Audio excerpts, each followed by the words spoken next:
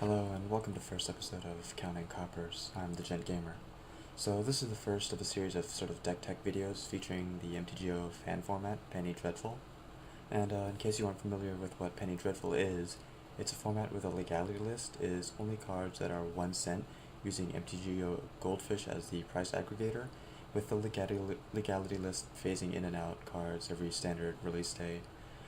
Anyway, let's get to the deck. So, what I have here is a pretty bog standard black-white humans list. It's an aggro deck. I'm running the Precinct Captain and Elite Inquisitor as the primary cards to beat down with. Zathrid Necromancer with Magister of Worth being sort of the support cards in the deck. Both of these are to get through any sort of bog board states, any board stalls. Spear of Heliod serves the same function as like a 5th Zathrid Necromancer. Our early game is going to consist of Soldier of the Pantheon, our Bloodsoaked Champion, or if we're lucky enough, we can drop down one equipment to on the third turn equipped to our Precinct Captains or Elite Inquisitors.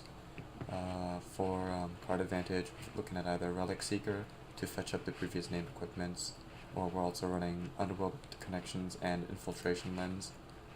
These are just going to be like, Underworld Connections is just going to be like a shittier Phyrexian Arena, while Infiltration Lens is just like a wannabe Skull Clamp. As for pushing through damage, we've got Daring Skyjack to push through damage in case we're trying to get those last few hit points in. Now our sideboard is going to be 4 Cruel Edicts because mono blue control and heroic along with hexproof decks are extremely popular in the Penny Dreadful format. Things like Prognostic Sphinx are extremely powerful. We have another Magister of Worth in the side again for any sort of elf ball decks where they bog down the board state, neither of us can attack. Frontline Medic is just there to push into combat step. Spear of Heliod again, same as the like another 6th Zathrid Necromancer. Intrepid Heroes are for the heroic decks that are making the run around, and Penny Dreadful. And we've got Beck and Apparition for Reanimator and the Hermit Druid decks that have been been extremely popular because somebody released a deck list on the Penny Dreadful subreddit. Anyway, let's go ahead and get to the games. Alright, so it's game 1. We have a handful of black lands and white cards. Alright, we can keep this. Nope, we don't want that. The dude, we'll play the secret.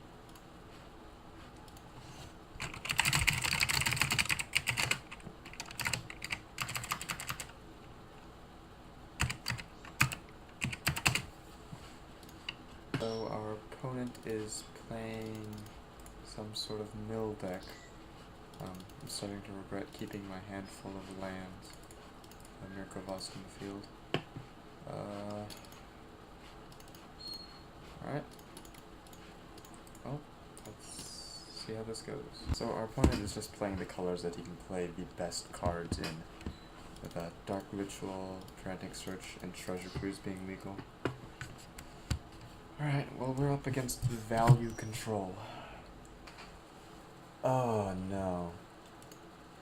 This is not what I expected. Alright, hopefully we can get the Relic Seeker to resolve. We'll swing with the Inquisitor and Seeker. Hopefully he takes the bait and blocks the Inquisitor.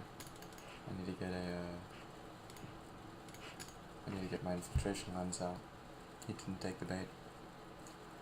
Alright. So the talk is gonna go up. Alright, that's fine. The exiling cards means we're not gonna have to worry about the Treasure Cruise yet. Got that. Pass the turn, cry.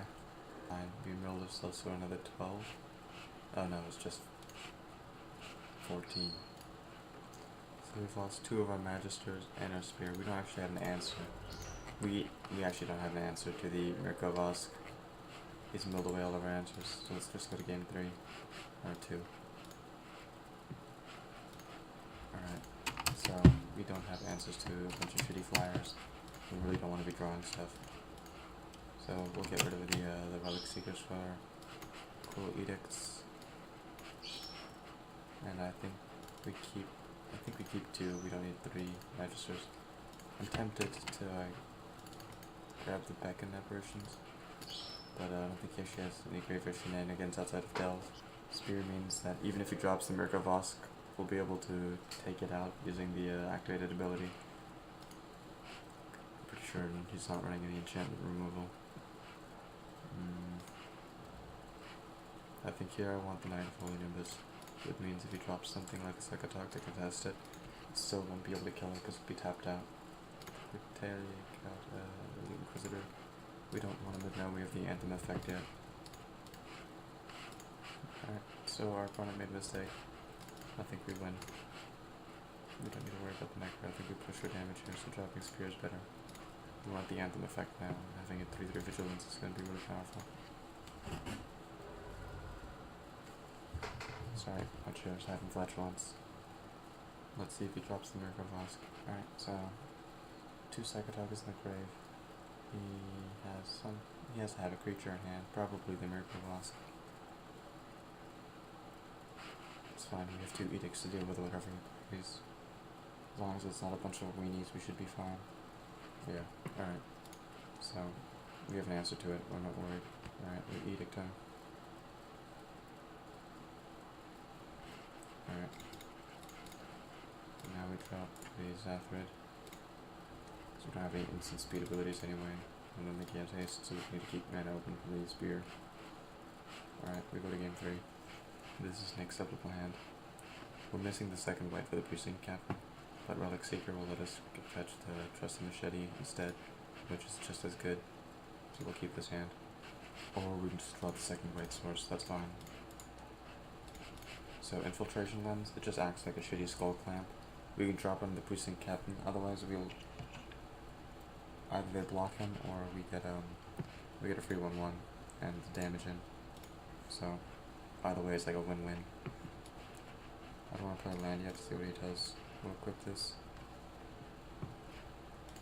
Does he take the bait? We've already sunk 1 mana into it. Does he do anything about it? Alright, so he's F6'd. Right, at this point I think we dropped the Relic Seeker. Alright, look at the Machete. Another Plains. Let's just drop the Pantheon, Skyjack, and the Machete. We'll just shit our hand onto the field.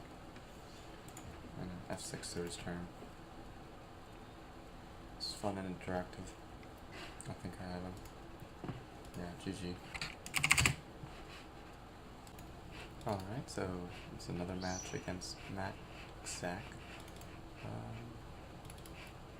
But taking a look at this is pretty good. We'll be able to drop Bloodsuck Champion, and then hopefully draw Plains, drop a Knight with the Nimbus behind it. But otherwise we can always just play the Infiltration Land onto the Bloodsoak and swing. We drew our Plains.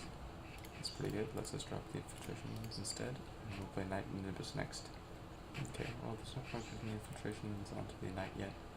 So we'll just drop a Bloodsoak and another Knight and swing. Alright, it's the Worm Harvest deck. That's not good. Alright, not drawing another swamp for Underworld Connections, which is frustrating. But we'll move along. Let's just swing with everything. I think at this point I can race them down before I can turn on the Worm Harvest. Literally cannot. None of my deck guys can die to the worms. These guys will kill them immediately due to flanking. So we just swing with these guys. Force a block to Bloodsoak. Keep the token up to block in case he swings.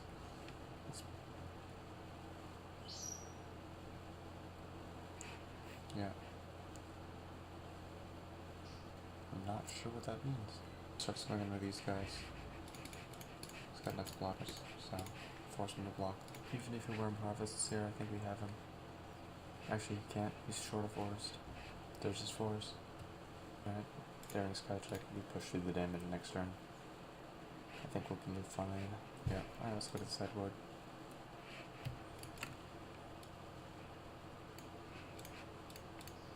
Well, soldiers, we want to keep the lattice pushed damage through Relic Seeker's not going to be too much use. Let's replace those with Beacon Apparitions. Other than that, I think everything else is good. Actually, the Magisters are too slow. I don't know what to replace them with though, so maybe a better player will tell me. Alright, so we're game 2 on the draw. 2 white lands in the night. We'll probably be able to contest the board forever, but not having that black mana is worrying me, especially with 4 black cards in hand. We're probably going to draw it, but I think we will look at this instead. It's safer. We get the scry in the draw. Well, this isn't better, but it means we have plays. This is better. This is going really well. Alright, so we have the Groundskeeper for permanently Worm Harvesting. As frustrating as that's going to be, I think we'll be fine. We'll be fine.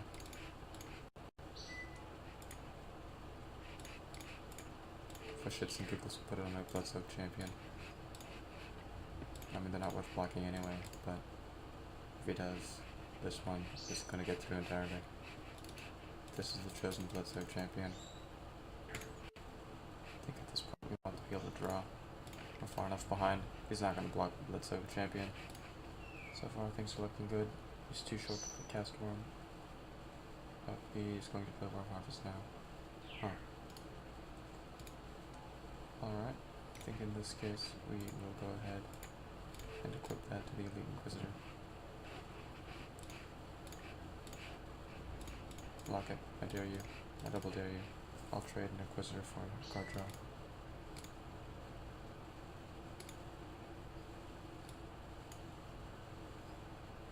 Perfect, back on Apparition. I can get rid of Wonder.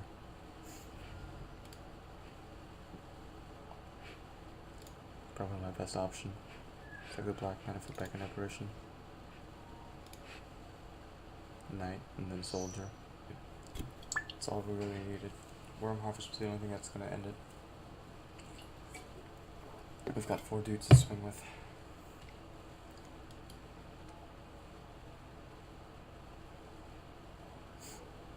Get rid of this Wonder. Remove all this flying. This also means he won't be able to create a wolf when he attacks. Some more creatures in the grave. Do I have lethal here? He blocks these 3. Nope, it's only 3 points of damage. I made a mistake. I should have played the Zephyr first. That's why I put him in this deck. Whatever. Give me cards. I think this is where he concedes. This has carried me. We're so strong. Alright. Well, he's going to get a lot of wolves. I will block a wolf.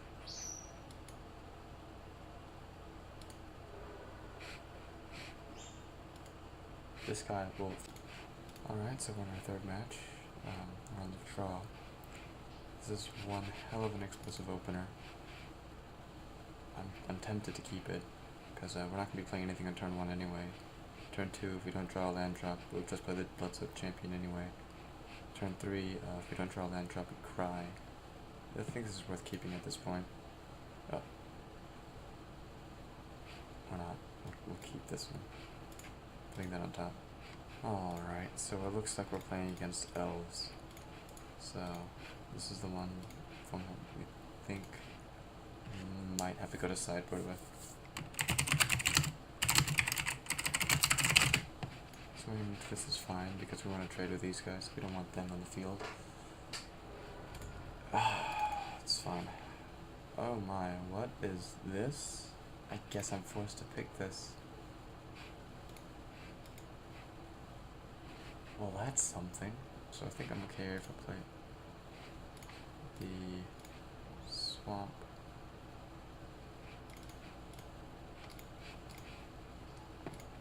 I want to play some dudes, that way when I play the Zephyr next turn. Oh, I had protection from multicolored, I forgot. Alright. Well, that's something that happened. Probably good enough. Just gonna be forced to block that. So if we go to main phase, swing with all this stuff. Alright, so we lose the precinct captain and soldier. Alright, so we're gonna be sideboard against that.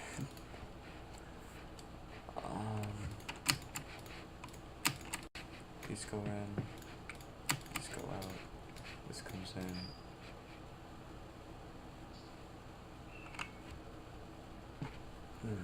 Excuse me. I'm not sold on the frontline medics at this one. Just swinging into a big zombie guy. Actually, that does help a lot more than the Zath. No, I think we want the Zath. We don't want the Zathrids. We don't. We want the big stompy guy to be able not to do anything. So it puts us to 60. This is an acceptable hand. Turn 1, swamp, blood soaked. Turn 2, machete and cry because it's too quick. That's fine. Want an opener. So we do have the frontline medic, so we're actually okay. He doesn't block this. So I think it's better off to drop the Nimbus here. Frontline medic wouldn't do anything anyway. No. Medic's the best option because next turn we can do Nimbus and equip. What's going on here? Ah! Okay, so we lose the board entirely. I wonder where he goes with this. I think I want the knight. That way is much better. Yep. If he drops another 6 drop, I'm screwed. But I'll be able to trade with a 5 drop. I'll be able to trade with that. I wonder if he realizes how flanking works. Maybe we're lucky he doesn't. We'll move to combat. Block it. No, block it. Do it. You don't know what flanking does? Ah, he googled it. Let's soak back, followed up with a frontline medic. And I think we're good here. 3 creatures, he's not going to be able to do anything here. He's going to be forced to put at least 5 damage through next turn. Does he swing with the 5/5 flyer? He'll try to race me down. Alright, he does. If he blocks this so his guy doesn't die, that's fine. We'll take 7 instead. Move to combat, swing at everything.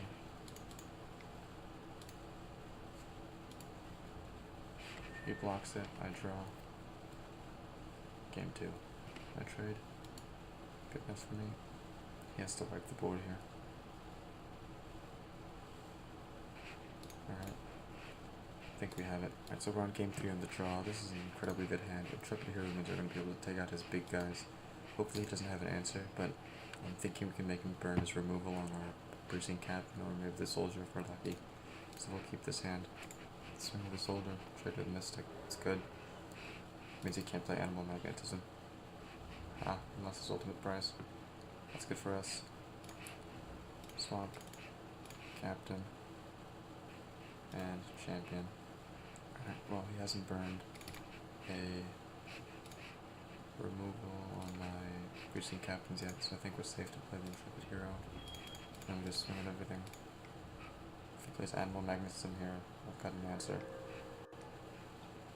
He doesn't, we're good. Alright, what do we see? Oh, Sylvan Primordial. Oh, he's gonna take us off the swamp. That's not good. Yeah, we're just gonna take that guy down. If I lose my swamp, you lose your dude. Get out. Next game. Alright, so now a quick review. The deck performed pretty well. We won all of our matches, most of them 2-1. We won one of them 2-0. That was some sort of weird gimmick deck, so not sure what to count with that. Infiltration Lens definitely incredibly overperformed, more than I expected. I might even think about getting rid of the Underworld Connections for a 3rd Infiltration Lens and just a better 3-drop. This thing is just, it's like better, no, not better, it's like a worse Skull Clamp. So, I mean, when you say it like that, it sounds terrible, but in a format like this is an incredibly powerful thing. Being able to trade some of your like powerful 2-drops with Precinct Captain or Elite Inquisitor, um, for 2 more cards. It just means you're gonna draw more Inquisitors or Captains. Being able to trade like the Soldiers of the Blood Soaked for 2 cards is good, especially when you get them low enough when they're forced to block. Throwing this onto like a Precinct Captain with a machete on it means you're trading with whatever they're blocking with, and you're drawing 2 cards. Throwing the Infiltration Lens on Knight of the Holy Nimbus means you're going to be able to just draw cards off of it not dying. The regeneration effect is extremely powerful with the Infiltration Lens. Zathrid Necromancer, surprisingly not quite as effective as I'd hoped. He ate lots of removal. We never managed to get a lot of zombie trades out of him. People were ready for him about. I guess they saw the humans turn 1 and 2 and assumed turn 3 was Zathrid Necromancer, and those got removed entirely, so that was a bit disappointing. Magister of Worth really paid off in the slow decks. Running out of gas, having a board, but no way to push for damage. Magister of Worth really pulled those games together for us. I might be able to play her with just a regular board wipe or maybe something else, but I do like pulling the 4/4 flyer. Lets us evade into some damage. I'm pretty much never going to be using the Grace vote on Magister, so it doesn't matter too much. The Relic Seeker is kind of underperformed, but there's not many 2-drops out there that I would run over Relic Seeker. It's essentially a 3/3 for 2, so you might as well run it. And I'm already really heavy on the double white on turn 2, so mana base doesn't look that great, going turn 1 black mana for a Bloodsoaked Champion, turn 2 not having a drop, so I do like having Relic Seeker and Daring Skyjack in the deck. Everything else went perfectly fine. We rarely had to bring out our sideboard. I think sideboard-wise, Beckon Apparition helped us on those graveyard shenanigans. We saw the Cruel Edicts come in for 1 game, but we really rarely ever had to use them. I think the games that we had to use Cruel Edict, I think we could have won them either, regardless. The frontline medics really helped us push through. I think they're better than Zathrid Necromancer in some cases. Mostly those where we're not going to be able to trade. I think frontline medic is going to be better than the Zathrid. If we're going to be able to trade, I'd rather have the Zathrid Necromancer simply because being able to pull those Bloodsoaked Champions is more effective than just being able to have an invincible Bloodsoaked Champion. Intrepid Hero really didn't see much use, but I think I'm going to keep it in here on the sideboard. Maybe lose a 3rd Spear of Heliod for a 3rd hero. Being able to draw that hero is probably more important on the matchups where it matters than having a Spear of Heliod for those matchups where the Spear would matter. So, other than that, I think the deck performed well. I'll see you for the next video.